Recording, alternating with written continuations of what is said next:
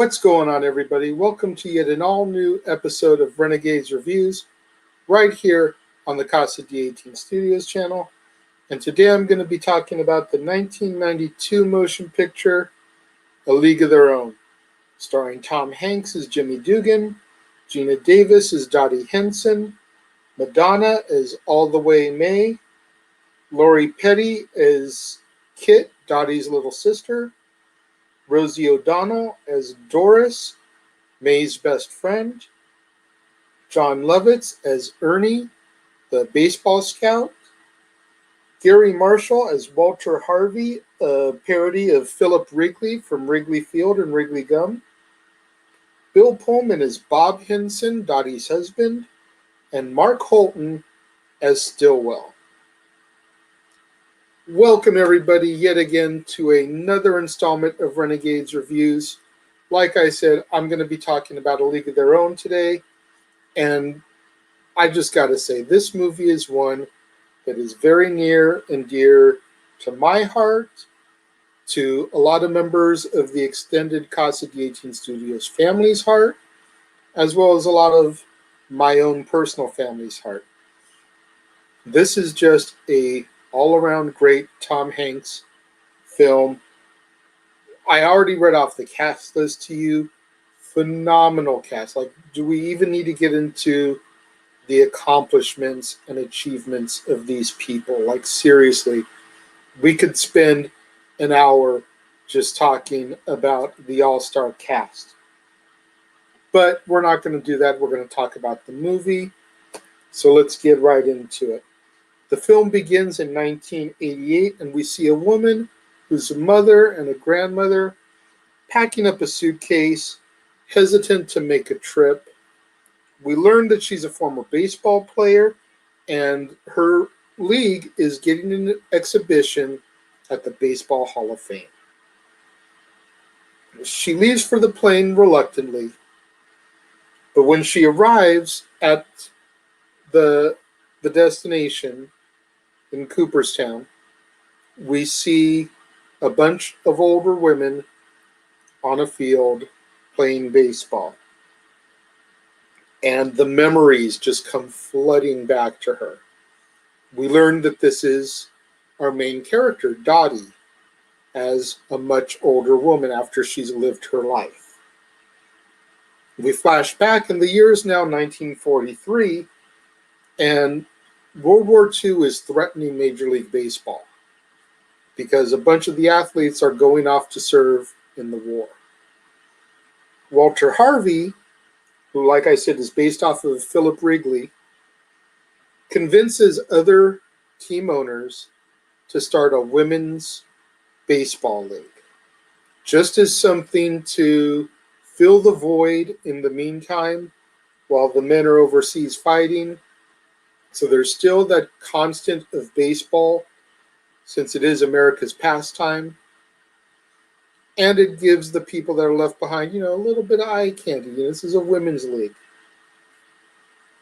They put Ira Lowenstein in charge, and Ernie Capadino, Jon Lovitz's character, is sent out to scout talent. We see him in Oregon, and he's scouting the girls playing there, and he sees Dottie and Kit. And he's thoroughly impressed with Dottie. I mean, right from the get, you can see that she's a star, a blue chipper, number one draft pick. Kit, she's generally a pitcher, but she doesn't pitch at this game. She's only a hitter. He sees her strike out because she chases the high fastballs, which comes into play a lot later in the game. She can't hit him, but she loves those pitches. So Ernie doesn't want to bring Kit, but he wants Dottie. Hands down, he wants Dottie for the team. Dottie, though, she's got nothing to go for. Like, she's married. Her husband is in the war. She just wants to live her simple life in Oregon, doing what she does. But Kit's clawing to get out. She knows the only way she can make something of herself is to get into this league. So Ernie tells Kit, okay, look, you convince Dottie to come, you can come too. Kit is able to persuade Dottie, and the two girls get onto the train heading to Chicago. But first, they have to make a detour. Dottie, Kit, and Ernie pay a visit to Scout Marla. Marla is a phenomenal hitter, but she's not easy on the eyes. No disrespect to the actress who played Marla or the portrayal, but for all intents and purposes, they make Marla out to be ugly. Ernie doesn't want that. Walter Harvey doesn't want that. So Ernie is like, you know what? I'm going to pass on you, even though you are a phenomenal hitter. Dottie and Kit, though, knowing talent when they see it. And even Kit, as much as she wants to be a part of this league, the two girls put their feet down. If she doesn't go, we go back home. Ernie, knowing what he sees in Dottie and what might potentially be there in Kit, even though he didn't really get to see a good display of her, begrudgingly agrees. Marla joins them on their trip, and they all head to Chicago. When they get there, they see some of the other girls out there practicing on the field for tryouts. They meet May and Doris, who are best friends. Doris was the bouncer at a club. May was the dancer. And they meet some of the other girls. Those core five, Marla, Dottie, Kit, May, and Doris, become essentially the core for the Rockford Peaches. Yes, there's some other girls who we'll get into in a moment that even play pivotal parts, but those are your five core girls that the majority of the movie centers upon. The other girls trying out basically get split amongst the other three teams in the league. Rockford is assigned Jimmy Dugan to be their manager/coach.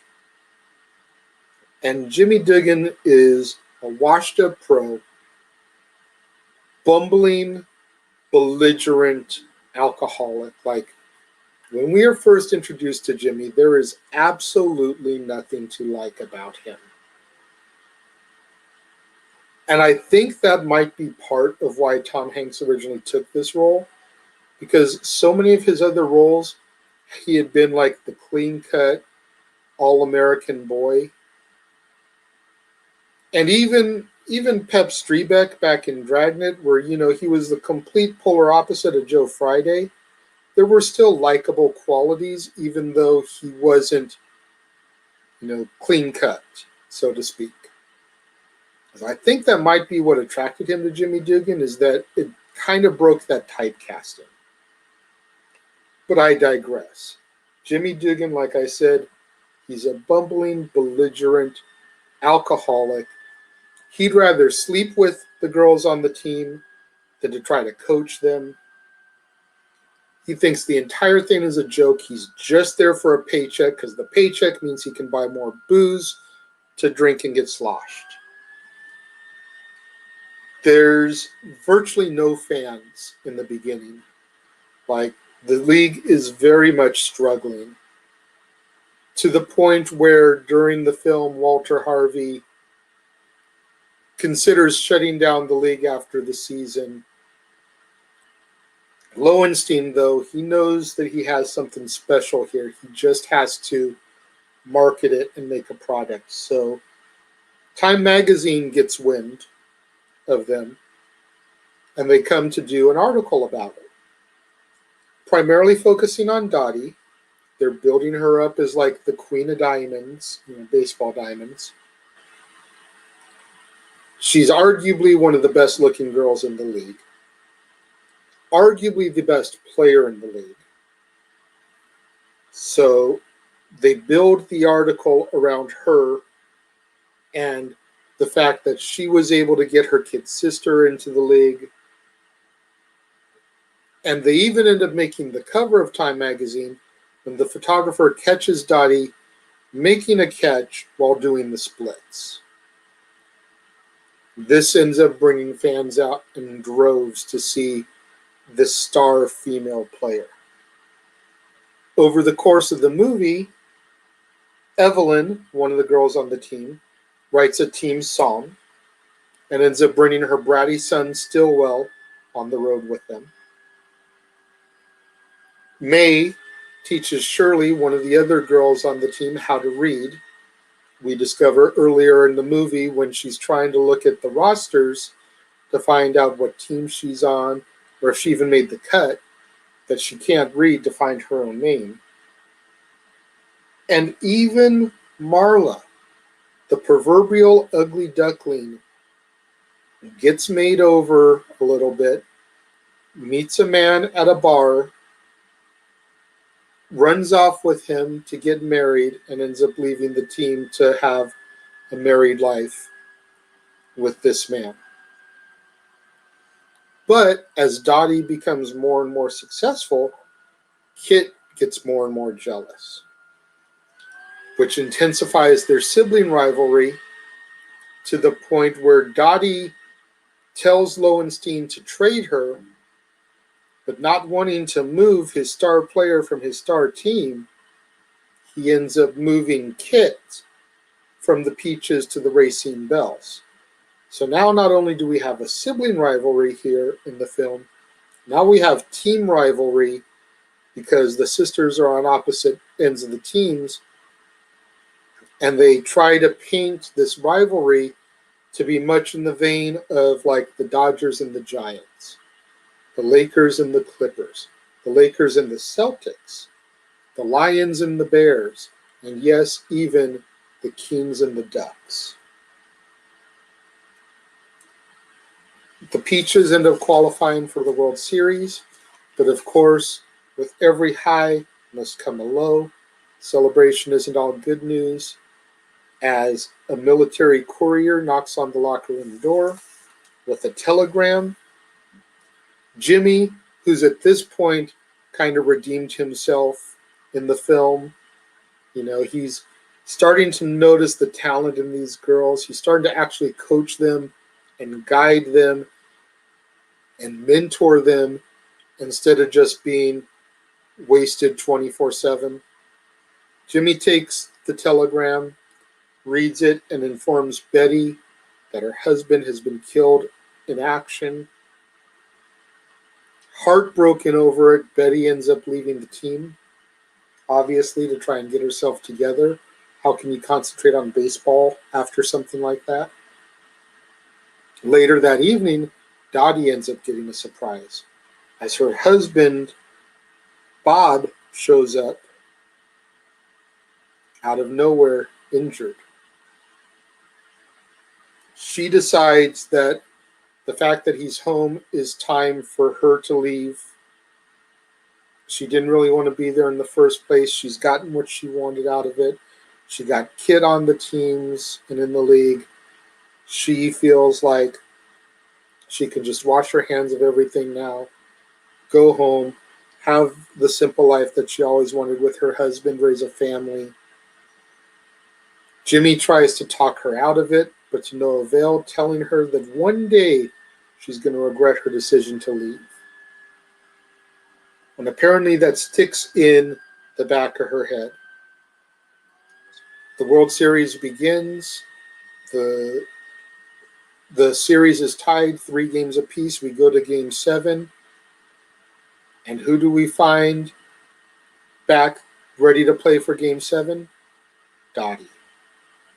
The whole drive home, she contemplated it. I guess she talked it over with Bob. They never really show that. It's just kind of implied. But there she is for Game 7 of the World Series. And it's the top of the 9th. Kit's pitching for Racine. Dottie comes in, knocks in the go-ahead run. So now Rockford is up by a point. Inning ends. They go to the bottom of the ninth since Racine is the home team. They get the final at bat to try to redeem themselves from the point they just lost. The kid comes up to bat. Dottie calls timeout, goes out there, tells the pitcher, high fastballs. She can't hit him. She can't not swing at him. Those are her favorite types of pitches. The kid ends up connecting. Looks like it's going to be an inside the park home run. The tying run scores, and here comes Kit around to be the game winner. Rounds third coming home, knocks Dottie over, scores. Dottie drops the ball. If she had kept control of it, Rockford wins. But she drops the ball. Racine wins. Lowenstein gets the support of the owners and Walter Harvey to continue the league, which, if my memory serves me correctly, the league ends up going for about 12 years and what was supposed to be a one and done. The sisters embrace post-game, and everyone lives happily ever after. We then come back to the present, and Dottie is reunited with a bunch of her old teammates. She sees Marla, and Marla, tells her that she's been married for over 40 years to the man that she left to marry in the beginning of the movie.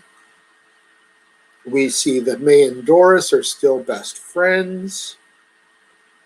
When we finally get inside to the exhibit, we learn that Jimmy Dugan passed the year prior. We learn that Bob passed away. And we see grown-up Stillwell, very somber, very subdued, who tells Dottie that Evelyn, his mother, passed away. And Stillwell really doesn't look like he wants to be there. He just, like I said, he's very somber, very subdued compared to the way he's portrayed as a child earlier in the movie. Kit and Dottie reunite and hug and embrace. The original Peaches sing their team song. Everybody kind of joins in the middle of the exhibition.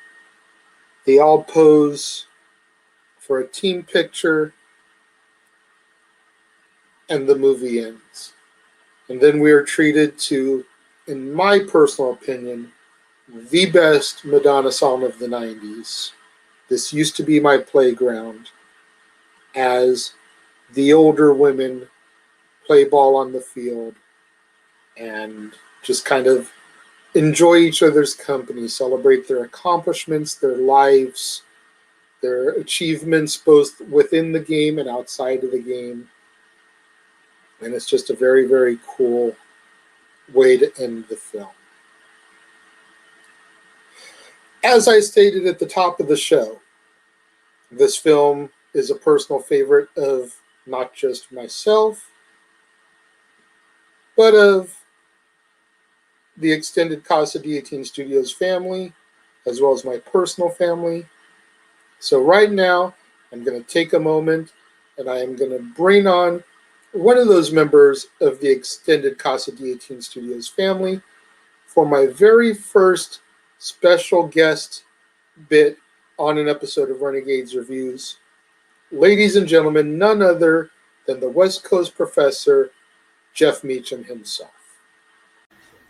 I haven't seen that logo in a long time. It's odd that it's above my head. I'm glad to be here, and this is probably the best way to bring me on because, damn it, this movie just tugs at my lack of soul. I'll tell you that, man. It's a beautiful thing. It really is. It is. I mean, for what South Park portrays to be as a soulless ginger, I have seen this man shed many a tear over the years to this movie. Dude, Specifically during the scene, I was just going to say, specifically during the scene where the telegram gets delivered and you sit there wondering, if you're watching this for the first time, if Dottie's husband is gone, Yeah. only to find out that it's Betty's, and it's still heart-wrenching, but you almost get that sigh of relief because it's not Dottie's husband. Yeah, but just her saying no, it's George. It's just like it just tears your guts out, man. It's just um. Uh, am I allowed to drop f bombs on the Casa channel still? I don't swear too much on this show, but for this show, I will make an allowance. Yes, go for it. It's fucking brutal. It's awful, man. It's a nasty moment. Like I said, it just tears your insides out. It's awful. It does.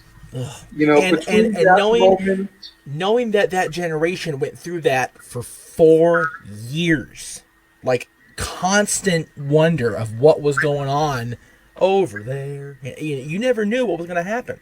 yeah, So between that moment and then the entire scene in the Hall of Fame oh yeah, is it's just yeah, tearjerker after tearjerker after tearjerker. yes, From Dottie realizing what Marla looks like today when she does her little shrug and everything, yeah, and you just realize that it's her, yeah, very cute. and going into the Hall of Fame, like I said, and realizing that Jimmy's passed away. Yeah, The somber moments with Stillwell, yep. now Stillwell Angel. Yeah, which is very weird to have Mark be like, because for me, I grew up with Mark B and Francis, Yeah. and I hated that Chubby bastard. and Teen Wolf. Well, see, I had not seen Teen Wolf before I saw League of Their Own. Oh, okay. For the record, because I just, for me, Michael J. Fox was Back to the Future. I never saw Teen. I like Teen Wolf now that I've seen it, but the first thing I saw Michael J. Fox in was Back to the Future. So, even before Family Ties, which will surprise people, but yeah, to have Mark be like the lovable baby face, I was like, what? No. Where's Paul Rubens to make this okay? What's Like, you see him pop up, and you wanna just curl your lip at him. right? You're so used to him being Francis. Rick in Pee Wee's Big Adventure, Yes. but he's very, very, like I said, very subdued, very somber. Yes. His mom has passed away. You can tell he really doesn't want to be there. Yeah, man. Even when he poses for the picture alongside his mom's cutout, he kind of gives like a little smirk nod, like, okay, you happy you got your photo op, like, Yeah.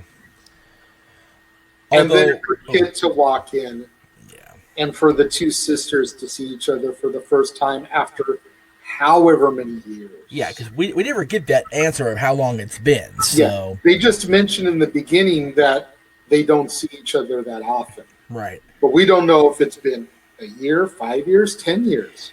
Now, correct me if I'm wrong, because I've never checked the actress's name. The one that plays Dottie's daughter at the very beginning of the scene that we see, is that not the one that was the lead actress on Major Dad? I don't know. I didn't go too deep into researching her for this. Okay, I will. Because Mr. Fuji will investigate. See, she's such a bit part, and granted, Stillwell is a bit part too. Right. But the fact that he ties into so many other memorable movie characters, at least for my generation, I Yes. know you're definitely a few years younger than me. So when Teen Wolf and Back to the Future was coming out, you were like 4 years old, whereas I was, almost 10 years old. So, Yeah. I definitely watched both of those as they were coming out. Right. I didn't get into Family Ties until many years later. Right. Back to the Future and Teen Wolf were definitely staples of young JJ's life. Right, for sure. Well, I mean, Back to the Future is my jam. That's my favorite trilogy. I will take it over the Lucas verse any day. I'm just throwing it out there. So, but we're not here to talk about this. No, we're not. Not here yet. to talk about Tom Hanks. Right, exactly. As I've put it out there on virtually every show that I've done, I'll go ahead and reinstate it with you on here. I feel there is not a bad Tom Hanks movie. Right. There are movies that aren't as good as others. We'll be fair there. But I have yet to sit down and watch a Tom Hanks movie that I have just considered a hot piece of garbage. Who are you? So, that's why when Renegades Reviews is coming back and we were doing Tom Hanks films on dads, I Yes. just felt that this was the best way to segue from a dad's topic to relaunch. There you go, brother. Love it. And before I get into my rating of the movie and how many stars I give it and everything, I have a couple questions for you, sir. I As am somebody else who lawyers. loves this movie as much as I do. One is Okay. a serious question, one's a story question. Okay. We're going to be serious first. The serious question. Could this film be made today? With the political environment being what it is, the Me Too movement, the way that they portray Marla Hooch. I mean, for God's sakes, her last name is Hooch. So Yeah. you think she's a Yeah. dog from the get-go. Right. The way that they imply all the way May and making her sound super promiscuous, which granted, she's being played by Madonna. Let's not overlook this fact. But they seem to overdo the all the way part of her gimmick, Yeah. even though this film is partially based in historical nature, in the fact that there was a women's professional league and everything. Gotti is based on a real woman. Right. Do you think that a movie like this could still be made today? Would it have to be scaled back some in their Right. portrayals, or could Penny Marshall have gotten away with making this movie in 2020 where she's still alive? Yeah. Remember, 2020 is a bad shit year anyway. I mean, luckily it's behind us at this point. Yeah. But it was a terrible year. I'm not gonna lie. It's one of the worst years, probably the worst year of my life. Um, there's a lot that I could say yes, you could get away with it, and there's a lot that I'd say the PC police would be like, nope, not happening, Penny. Just there's, remember, not only was Marla Hooch named Hooch, but they freaking they what's what I'm looking for? They unleashed her dark side in a bar. Searching after a man. That don't fly in the 21st century. It just doesn't work. So there's that. All the way May, that's very frowned upon in this day and age. And to be honest, Madonna, being who Madonna was 30 years ago, would not fly right now. So I don't know if that would have worked casting in general, let alone the part. So there's that. I mean, even as far as Jimmy Dugan, we're supposed to not like him in the beginning. He's such a despicable drunk. Right. When he's yelling, are you crying? There's no crying in baseball. As iconic of a line as it's become, Right. the belittlement of him towards the women. Woman, exactly. Right. Just the complete disregard, taking a leak in front of him. He's a piece of poop, is what he is. He really is. Although, I will give Dickhead Jimmy credit for one thing: knocking Stillwell off the ledge. That was the best thing in the movie. Ha ha! Got him! Love it. Because you've been to a Little League game or you're coaching a Little League game and there's that one kid on your team. There's that one kid. You're just like, you know what? I'm done. Over it. And again, you can't abuse kids in any era. So that wouldn't fly either. But on a personal note, nice shot, Tom. Yeah, I think on the whole, this movie probably wouldn't fly. Because there's just so much that the PC Popo would go, no. So, Yeah. And that's unfortunate because I have a feeling a lot of the movies that you're going to bring me in on, that's going to be the same answer. So, other than the superhero movies. So, Quite possibly, but like this one, when I rewatched it back to take notes for this, it really struck me with the way like I said, the way the political environments have been the last few years, Yeah. it really kind of struck me as like, as much as I adore this movie, as amazing of a movie as it is, Yeah. would it fly today? Yeah, exactly. The second question I have for you is a storyline question. Oh, okay. Did Dottie drop the ball on purpose? Ooh, on the spot with that. Ugh, I don't like that. Ugh. Because what you've got to keep in mind Yeah. is the fact that Dottie was already the star. She Right. was the number one draft pick by Ernie Yes, sir. when he scouted her. She was the face of the league, the face of the Rockford Peaches for sure. Yeah. Time magazine cover, Life magazine cover, whatever. Right. She was a celebrity. Yes. Kit was always held down. Yep. Kit wanted this more than anything. Dottie knew she was leaving after the game anyway, never coming back. Right. Did she drop the ball to put her sister over, or was Kit really just that much better that day? Man, I have legitimately, I think of that question every single time I watch this movie. And I have that moment when I'm watching this movie after that play. Very much the same moment. If you're a fan of Friends, I don't know if you are. I honestly don't remember to this day if you're a fan of the show Friends. Okay, Not really. I watched it a little bit in the beginning, okay. Well, but then I kind of tapered off. I catch a rerun here and there because my roommate's kind of obsessed with it. yes. Well, let me say this. You might remember this because it was in the first season, the poker episode, where Ross loses the final hand to Rachel, and she's just overjoyed. She just lost the job thing over the phone, and the girls are celebrating, and Ross, Chandler, I thought we had the good hand, and Ross, well, she had the better hand, but look how happy she is. And he looks at her, and Chandler and Joey look at him, and they go, and they dive for the cards. Like, did he just throw the thing? It's the same moment here. Because if you look, as they're panning away, Dottie's sitting there with Jimmy, and Jimmy looks at her, and Dottie's just looking at her sister with nothing but love and adoration, and you go, son of a bitch. She dropped it on purpose. But then when they encounter each other after the locker rooms, and Kit tries to apologize, saying that she's sorry she knocked her over, Dottie's like, no, you're not. No, you're not. So there's that little moment there. Yeah. Is Dottie trying to play it off? Yeah, she totally is. She totally is. Or was Kit just better that day? And I firmly believe that she dropped the ball.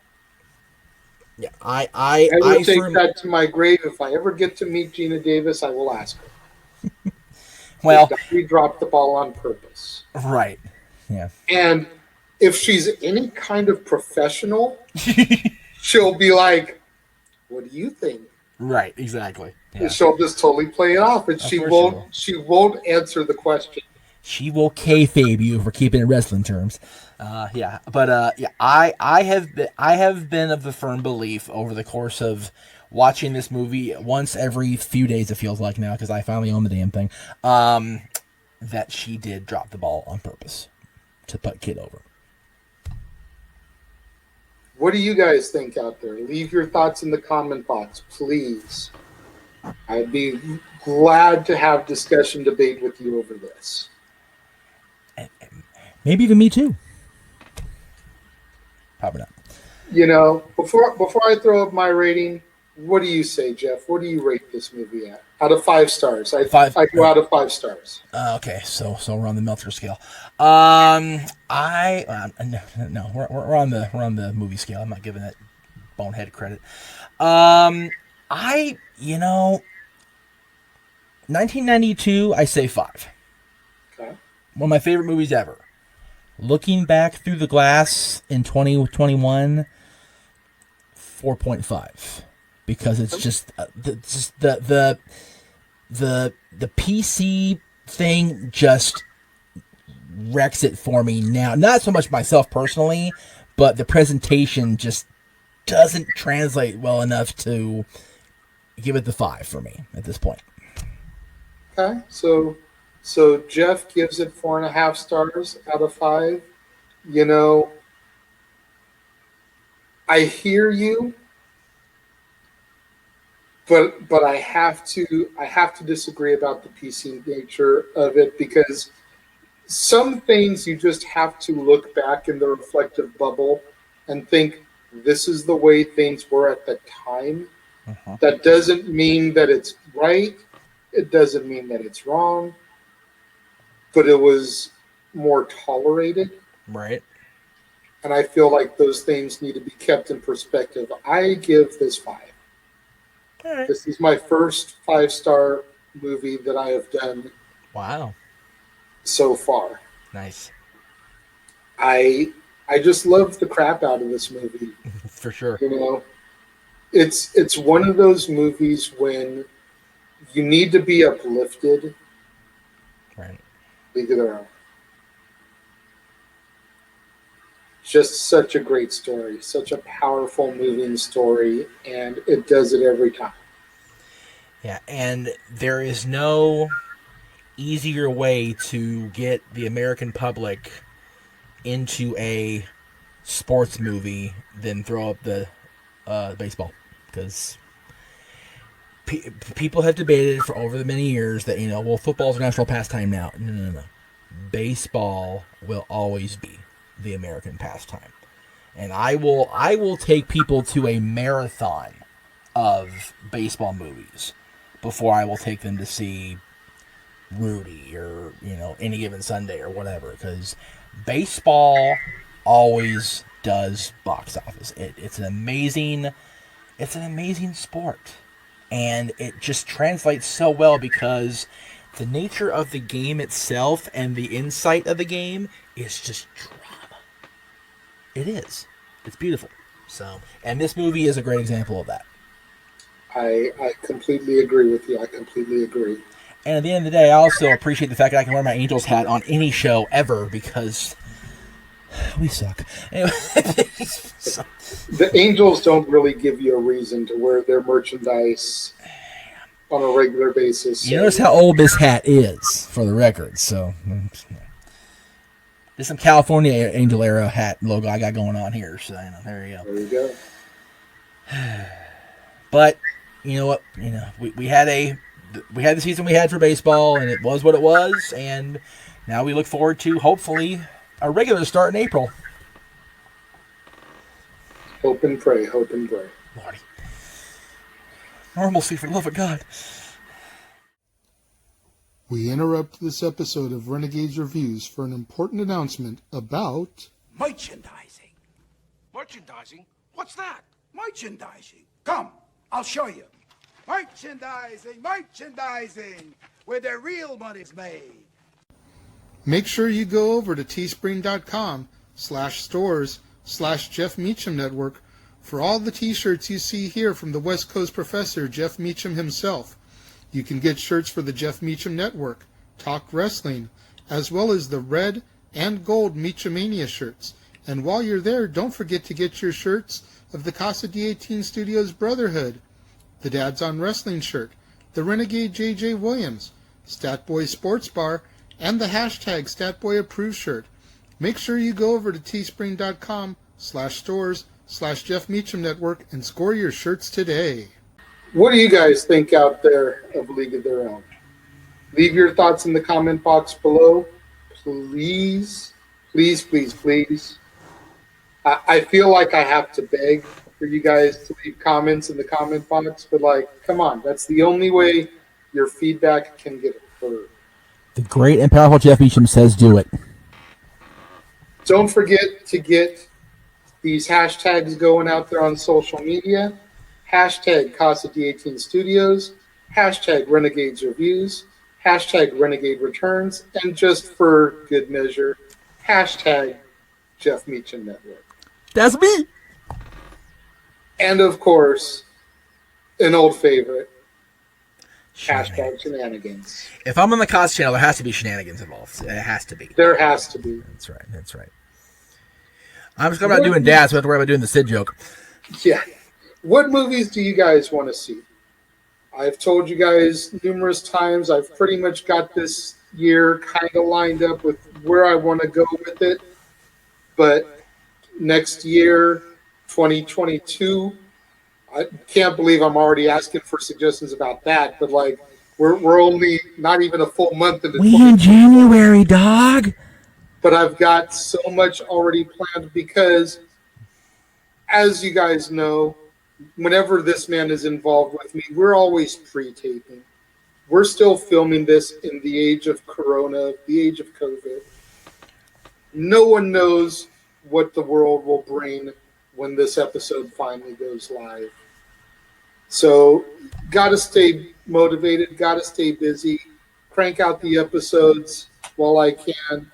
That way, as soon as the show does go live, as soon as the show is relaunched, which by now it already has been, I've got a ton of content ready for you guys. That's it. So I've always got to think ahead and plan. So what movies would you like to see me talk about in the coming months and years so that I can maybe, kind of plan a theme month around it, like I'm doing Tom Hanks this month. I know in March I've got movies with wrestlers planned to kind of build off of the hype for WrestleMania.